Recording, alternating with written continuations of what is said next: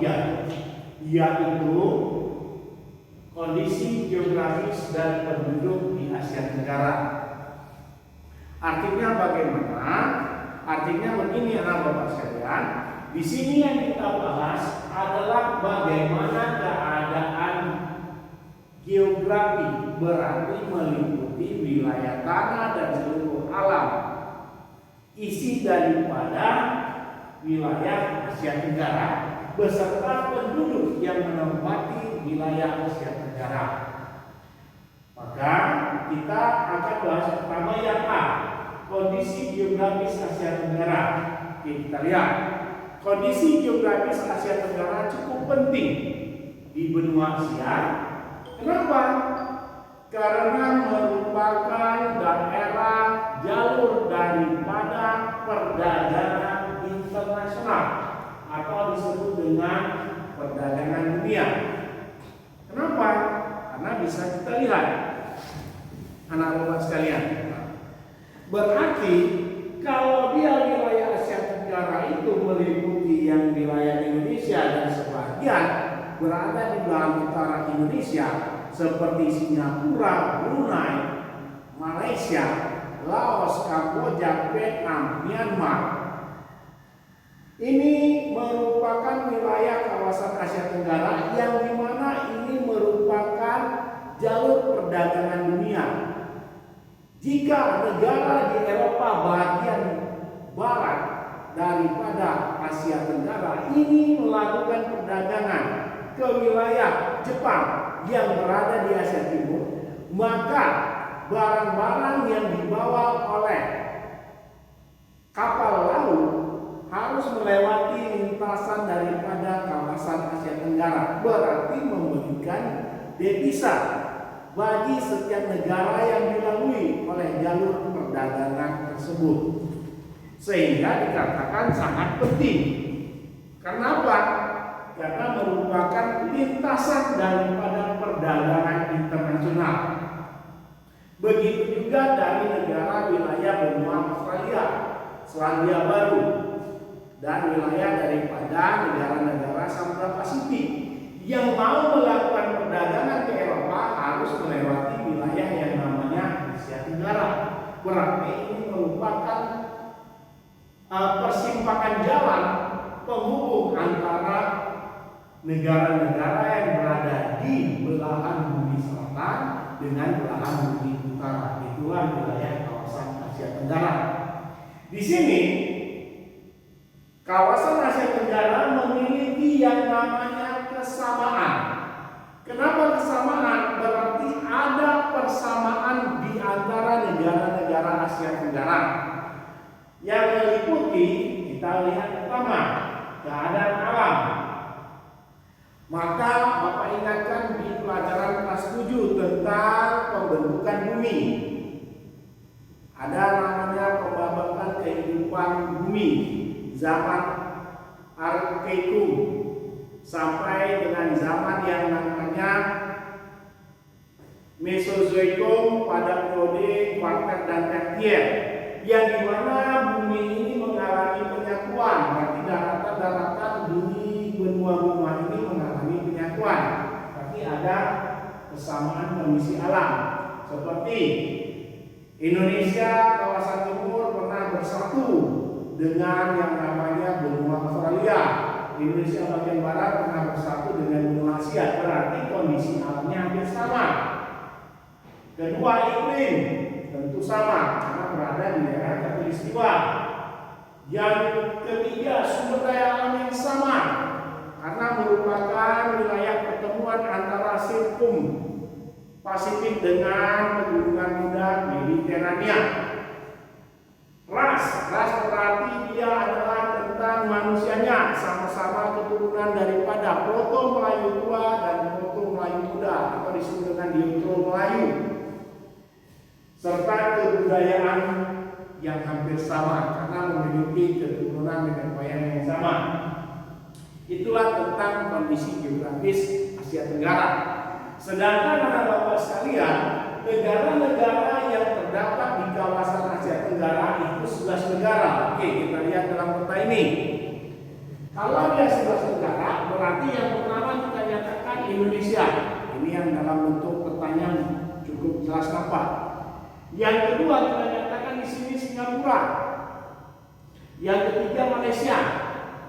Yang keempat kita nyatakan Brunei. Kelima Thailand. Keenam Filipina. Ketujuh Myanmar. Kedelapan nanti di atas di sebelah Myanmar ada namanya Laos. Ke-9 Vietnam. Ke-10 Kamboja. Dan ke-11 yang terakhir Timor Leste. Inilah wilayah daripada negara-negara yang berada di kawasan Asia Tenggara. Tapi anak bapak sekalian, ada 11 ya, 11 negara yang terdapat di kawasan Asia Tenggara. Ini mengenai kondisi geografisnya. Kita masuk tentang letaknya. Letak ini merupakan satu penentu daripada posisi sebuah negara atau wilayah. Maka letaknya ini dalam pelajaran kelas 7 kita itu berdasarkan dengan garis bintang dan garis bujur. Berarti disimpulkan letaknya menurut astronomis. Apa itu definisi secara astronomis? Letak astronomis adalah letak satu wilayah atau negara yang dilihat berdasarkan garis lintang, ya, garis lintang dan garis bujur dari atas ke bawah, itu yang namanya bujur. Maka secara astronomis kawasan Asia Tenggara terletak antara 28 derajat lintang utara sampai 11 derajat lintang selatan dan 92 derajat bujur timur sampai 141 derajat bujur timur. Ini secara garis lintang dan garis bujurnya, berarti astronomis. Namun kalau dilihat secara geografisnya, kawasan Asia Tenggara ini diapit oleh 2 samudra dan 2 benua. Samudranya ada Samudra Pasifik dan Samudra Hindia, dan benuanya ada benua Asia dan benua Australia. Ini secara geografis. Sedangkan batas-batas wilayahnya kita bisa lihat. Kalau dia batas kawasan Asia Tenggara sebelah barat, dia nanti berbatasan dengan Samudra Hindia, berarti ini ya, Samudra Hindia, Teluk Andaman, ya, Samudra Hindia dan Teluk Andaman. Sedangkan bagian selatan, berarti bagian selatan mana wilayahnya? Indonesia dan Timor Leste. Berarti Samudra Hindia juga dan benua Australia. Sedangkan bagian timur, bagian timur berarti di ujung daripada Papua kan? Berbatasan dengan mana? Papua Nugini beserta Samudra Pasifik. Sedangkan bagian utara itu berbatasan dengan Cina dan Laut Cina Timur. Cina dan Laut Cina Timur, berarti di sini dia. Laut Cina Timur. Oke, itulah dia tentang batas wilayah daripada kawasan Asia Tenggara. Sehingga anak bapak bisa mengingatnya. Pertama, kondisi geografisnya, keanggotaan negaranya, sama letaknya, baik astronomis maupun secara geografis. Ya, ditandai dengan batas wilayah kawasan Asia Tenggara. Sedangkan yang kedua, anak bapak sekalian, bentang alam. Bentang alam itu apa, Pak? Bentang alam itu artinya menunjukkan bagaimana keadaan alam, atau disebut dengan bagaimana relief sebenarnya daripada wilayah kawasan Asia Tenggara. Makanya kalau anak bapak yang memang diajak mama papanya sering traveling, baik ke wilayah Indonesia ataupun ke wilayah luar negeri yang masih kawasan Asia Tenggara, maka anak bapak bisa lihat kondisi alamnya hampir sama dengan yang ada di Indonesia. Kenapa? Karena di sini tadi, ya, di sini. Karena kita memiliki kesamaan kondisi alam akibat pernah mengalami penyatuan daratan pada masa zaman es bersatu, sehingga bentang alamnya hampir sama antara yang ada di Indonesia dengan yang ada di seluruh kawasan Asia Tenggara. Meliputi apa? Pegunungan. Jadi pegunungan yang ada di kawasan Asia Tenggara ada dia pegunungan yang pasif, ada yang aktif. Yang aktif itulah gunung berapi. Jadi di setiap negara, wilayah Asia Tenggara memiliki gunung api yang aktif. Kedua, perbukitan ya sudah pasti. Seperti dataran tinggi yang ada di wilayah Malaysia, dataran tinggi yang ada di Thailand, Myanmar, sampai yang ada di wilayah Kamboja pun memiliki dataran tinggi, Vietnam dan Laos. Dataran rendah, ya sudah pasti. Kenapa? Karena wilayah Asia Tenggara terkenal sebagai negara-negara penghasil tanaman padi yang memang diperuntukkan bagi bahan makanan pokok wilayah penduduk negara Asia Tenggara, sehingga dataran rendah kita cukup luas. Yang keempat, lembah. Kenapa bisa ada lembah? Karena kita memiliki yang namanya relief pegunungan dan perbukitan yang cukup banyak.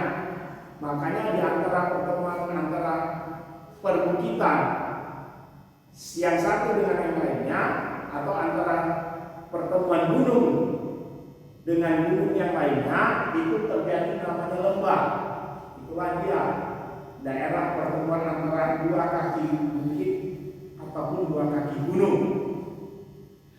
Yang kelima, sungai. Nah, kalau sungai, inilah merupakan keistimewaan daripada wilayah Asia Tenggara. Wilayah Asia Tenggara kaya akan aliran sungai, baik yang alirannya kecil maupun yang besar. Bisa kita lihat di Indonesia saja. Di Indonesia, aliran sungai itu cukup banyak. Yang paling besar itu berada di wilayah Kalimantan. Sungai Balitung, Sungai Kapuas, Mahakam. Sedangkan yang kedua itu wilayah Sumatera. Nah, Sumatera ini sungai terbesarnya berada di wilayah Sumatera Selatan, wilayah Jambi, Riau, sampai ke wilayah Sumatera Utara. Ini merupakan sungai-sungai yang ada di kawasan Indonesia. Begitu juga yang ada di wilayah Asia Tenggara, seperti Sungai Mekong yang melintasi Vietnam, Laos, Kamboja, dan sungai yang ada di Malaysia, serta yang ada di wilayah Brunei dan Myanmar. Ini menunjukkan apa?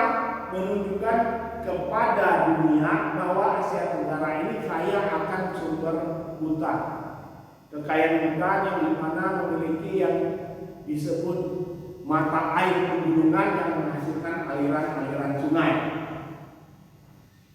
Yang keenam, laut. Nah, laut ini merupakan kekayaan yang mendukung wilayah Asia Tenggara, karena ada sebagian negara Asia Tenggara disebut negara kepulauan karena terdiri daripada beberapa pulau yang dipisahkan oleh lautan. Dan yang terakhir, danau. Danau untuk wilayah Asia Tenggara ini cukup banyak dan merupakan urutan-urutan dalam danau-danau terbesar dan terdalam di dunia juga. Inilah merupakan keistimewaan dari bentang alam wilayah Asia Tenggara. Berarti kalau disebutkan bentang alam Asia Tenggara ini cukup subur, cukup menunjang bagi kegiatan pertanian atau pengolahan agraris. Sedangkan yang ketiga, iklim. Iklim di wilayah Asia Tenggara ini secara keseluruhan beriklim tropis.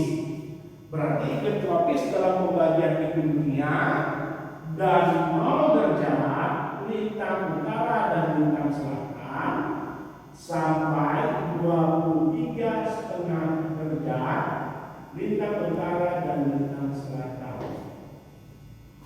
Maka negara yang berada di wilayah derajat ini merupakan negara yang memiliki iklim tropis, yaitu iklim hangat. Adapun ciri-ciri iklim tropis itu, pertama, curah hujan tinggi, berarti negara di Asia Tenggara dalam setahun memiliki curah hujan di atas 200 mm curah hujannya. Yang kedua, ditumbuhi hutan hujan tropis, artinya banyak hutan hujan tropis terdapat di wilayah Asia Tenggara.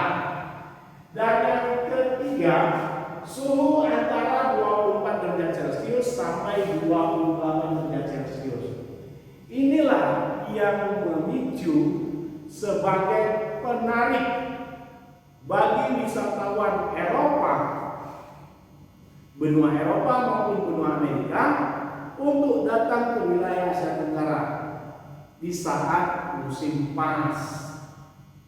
Benua Eropa dan benua Amerika mengalaminya, sehingga mereka bisa menikmati musim panas yang cukup begitu menghangatkan tubuh mereka di wilayah Asia Tenggara, yang memang wilayah Asia Tenggara selalu hangat dalam arti iklim tropis, yang dimana iklim tropis di seluruh wilayah Khatulistiwa ini dipengaruhi oleh angin muson yang sifatnya selalu basah dan hangat. Berarti negara yang berada beriklim tropis ini memiliki ciri iklimnya basah dan hangat. Kenapa?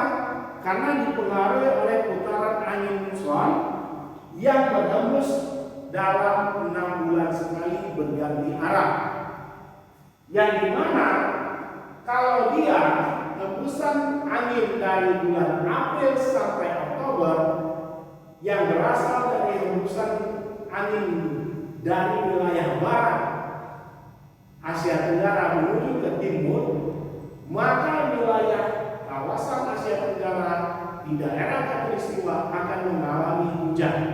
Sedangkan dari bulan November sampai dengan April pertengahan akan mengalami musim kemarau, karena hembusan dari wilayah Indonesia dari timur berasal dari hembusan angin kutub selatan melewati benua Australia menuju wilayah Indonesia timur dan berhembus ke barat, sehingga pada masa musim angin musim timur Indonesia mengalami kemarau, sehingga iklim di wilayah Khatulistiwa terutama negara-negara tropis selalu dipengaruhi oleh dua musim, antara musim hujan dan kemarau. Itulah yang menunjukkan ciri daripada iklim tropis di wilayah Khatulistiwa dan wilayah negara Asia Tenggara secara keseluruhan. Inilah materi yang dapat Bapak berikan. Semoga materi ini bisa akan Bapak serap untuk pengetahuan Bapak ke masa depan yang akan datang. Semoga catatan ini anak Bapak catat dengan baik untuk menjadi pembelajaran guna menuju ulangan pada semester yang akan datang. Terima kasih atas perhatiannya.